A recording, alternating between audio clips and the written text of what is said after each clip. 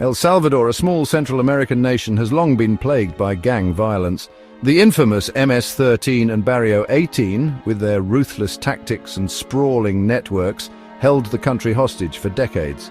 In 2022, a controversial solution emerged: the Terrorism Confinement Center, or SECOT.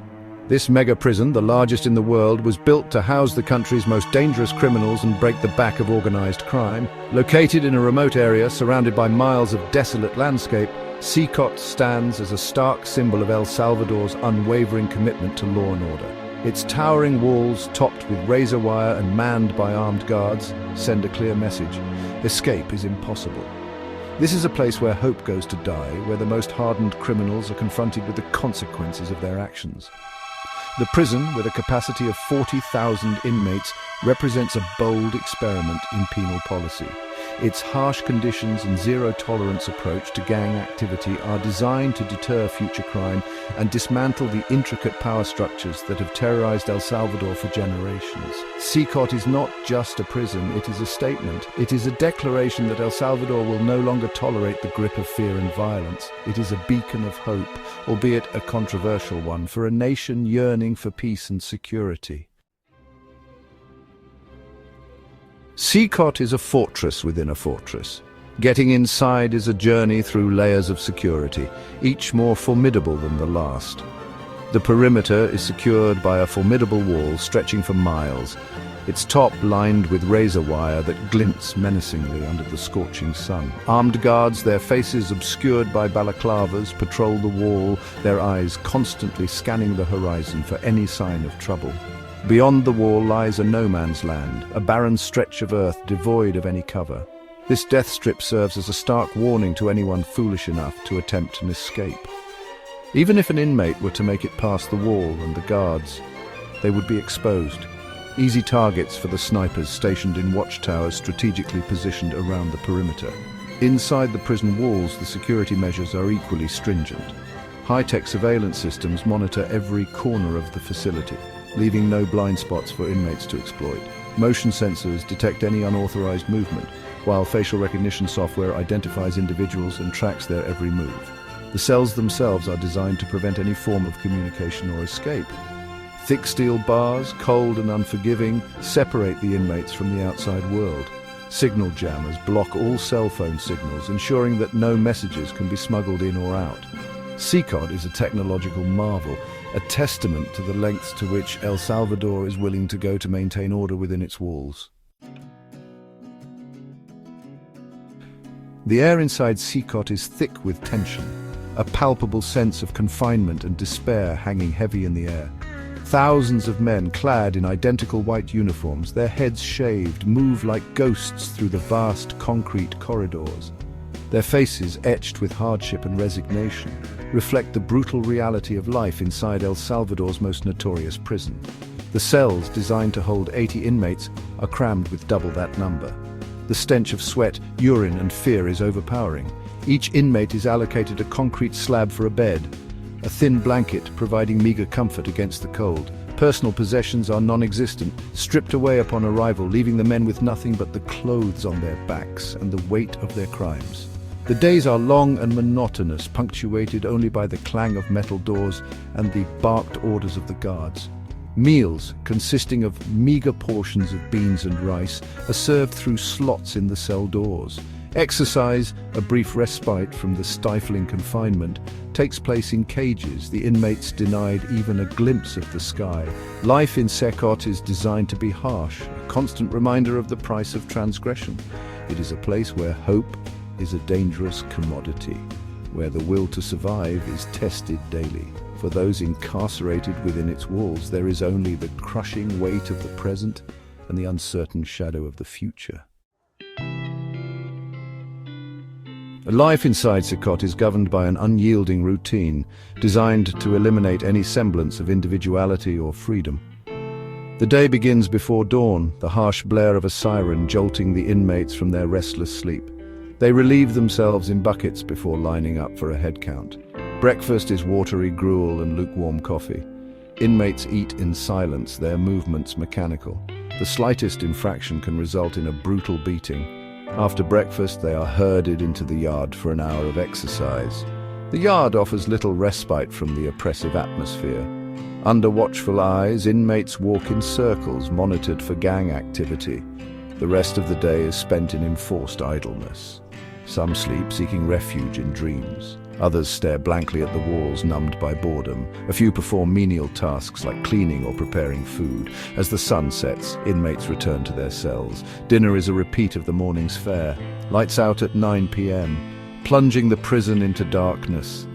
The only sound is the clanging of metal doors as guards make their rounds. Section 5. The language of ink deciphering gang tattoos. In the brutal ecosystem of El Salvador's gang culture, tattoos are more than just body art. They are a complex language, a visual testament to the wearer's allegiance, rank, and criminal history. The walls of Secot are a canvas for this macabre art form, the inmates' bodies bearing witness to their past lives on the streets. The most notorious gang, Mississippi 13, is easily identifiable by its signature tattoos. The letters MS, often stylized in elaborate Gothic script, are a badge of honor, a declaration of loyalty to the gang above all else.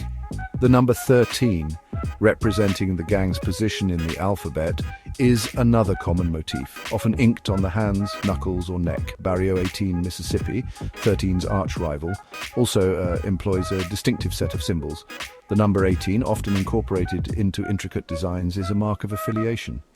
Other common tattoos include images of clowns, demons, and skulls, reflecting the gang's embrace of violence and its disregard for human life. Tattoos can also reveal an inmate's rank within the gang hierarchy. Elaborate murals, often covering the entire back or chest, are reserved for high-ranking members, while simple tattoos, such as teardrops or crosses, may signify a lower-ranking member or a recent initiate. The interpretation of gang tattoos is a complex and nuanced art, requiring an intimate understanding of the gang's history, rituals, and internal power structures. For law enforcement officials, these tattoos can provide valuable intelligence, offering insights into the criminal underworld and helping to identify and track gang members. Section 6. A voice from within. Interview with El Diablo. Securing an interview within Secot's impenetrable walls was a journalistic coup. After months of negotiations, I was granted access to El Diablo, a notorious gang leader.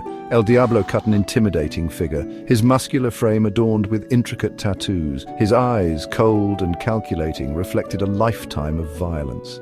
He spoke in hushed tones, his words carrying the weight of experience.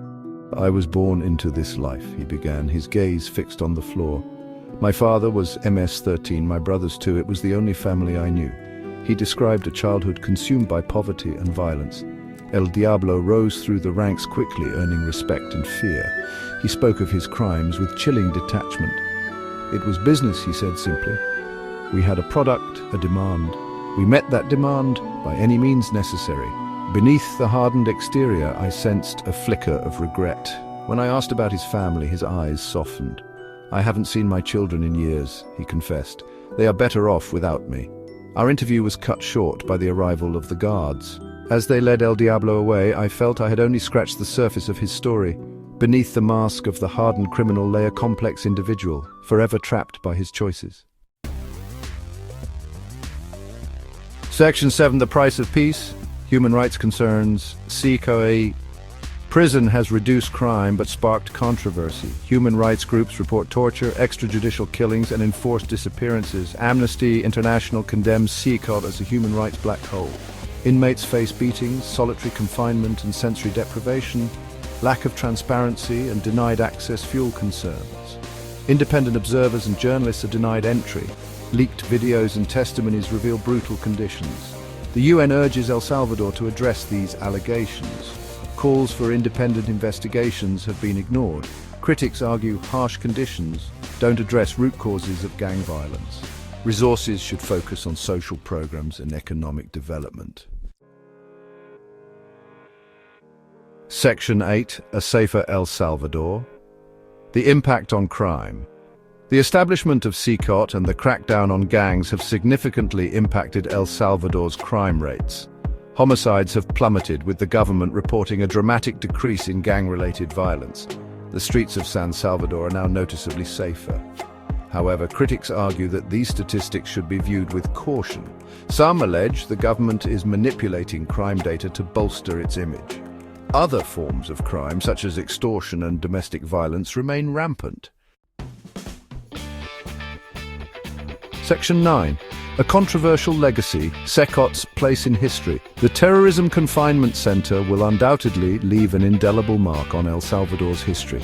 Its imposing presence, a stark reminder of the country's struggle with gang violence, has sparked a national debate about the balance between security and human rights.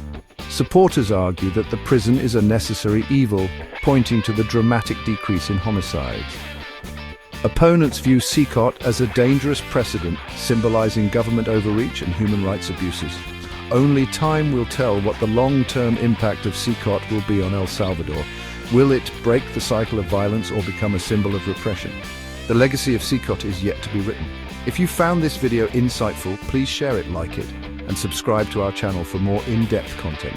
Your support helps us bring you more stories that matter.